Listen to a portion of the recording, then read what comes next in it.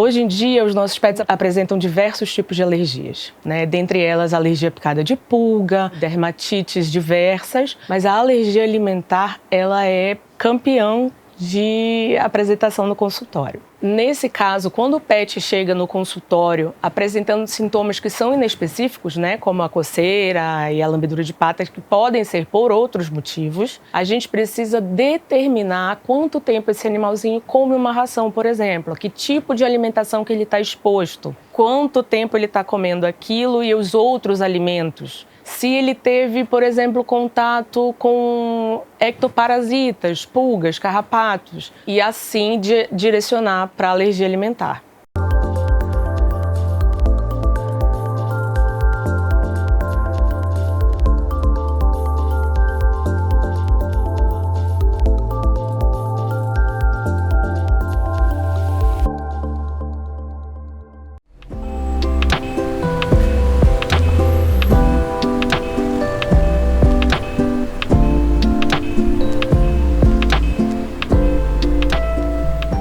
Meu nome é Caroline, mãe dessa criança gigantesca de 8 quilos, Kurama.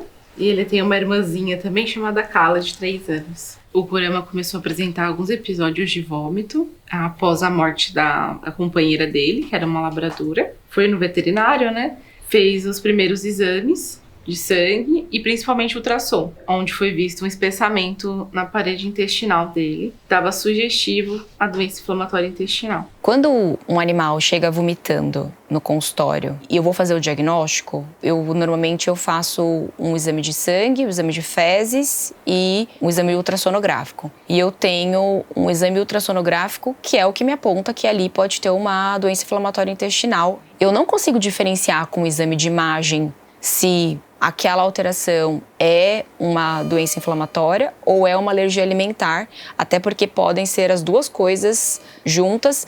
Eu não consigo saber se a alergia pode ter afetado o intestino, mas pode, porque tem toda uma alteração imunológica envolvida, ou se a doença inflamatória, que é imunomediada, também pode ter influenciado nesse animal na questão da alergia alimentar. Para ambas as possibilidades, eu vou usar a dieta de eliminação com uma proteína inédita e normalmente vou observar melhora tanto na doença inflamatória intestinal como na alergia alimentar. Quando a gente está falando de doença inflamatória intestinal nos gatos, é uma doença que nos preocupa muito, principalmente os tutores. Na parte clínica dele, além do vômito, ele tem muita diarreia, perde peso, é um animal que tem um score corporal que fica muito mais magro, né? Ele fica no score corporal mais caquético, porque a absorção nutricional é menor, porque esse intestino está inflamado, ele não está funcionando bem. Então, cuidar do intestino é muito importante. E esse é um desafio muito grande, porque a doença inflamatória, muitas das vezes, ela pode ser de origem alimentar, sim, e a pork potato se encaixa muito bem, porque é uma proteína inédita, mas também a gente pode ter uma doença inflamatória de ordem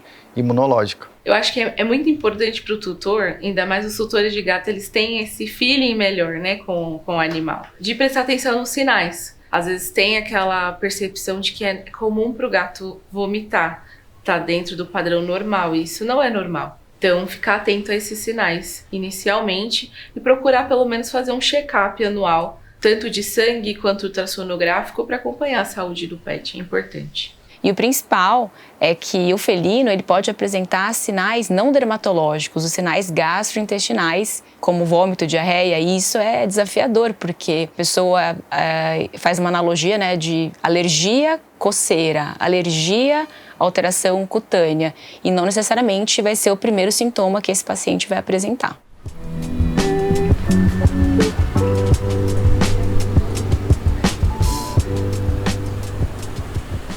Então, a gente fez o processo de descarte também, porque mesmo entrando com as medicações, ele não estava respondendo muito bem. Até que a gente começou a fazer o descarte das proteínas. Então, antes ele tinha o costume de consumir uma proteína de carne de frango.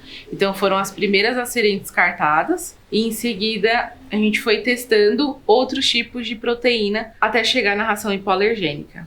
É muito importante que o tutor seja informado que a base do tratamento da alergia alimentar no gato é a dieta, é essa troca da dieta. E que essa mesma dieta que foi utilizada na fase de eliminação, né, essa proteína inédita que esse animal consumiu aí por 10, 12 semanas, vai ser mantida para o resto da vida. Senão esse animal não vai melhorar. Hoje em dia, os nossos animais têm muita tendência à alergia alimentar e nós temos no mercado a Ultra Hipo, que é uma ração hipoalergênica, que é quebrada em moléculas bem pequenininhas, que quando passam pelo organismo do animal, não causam reação alérgica. Já no caso da Pork and Potato, são proteínas hidrolisadas e proteína única, o que ajuda o animal a não desenvolver alergia. Mas, claro, não vá trocando a ração do seu animal sem antes consultar o seu médico veterinário de confiança. É muito importante que ele determine o que você precisa fazer para mitigar essa alergia.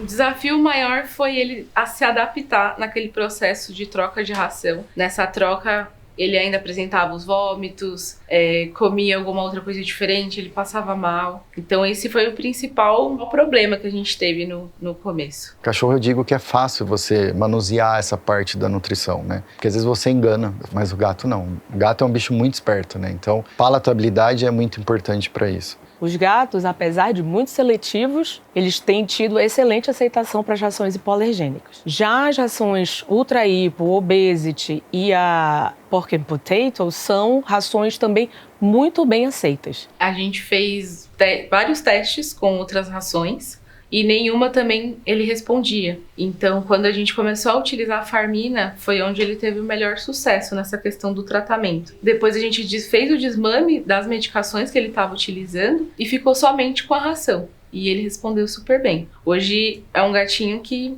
dificilmente ele apresenta o vômito. Então, muitas das vezes, por isso que eu falo, a nutrição é tão importante, porque às vezes você talvez nem precise do medicamento. Às vezes só o fato de você ter um alimento de qualidade, quantificar a quantidade, você já consegue resolver o problema.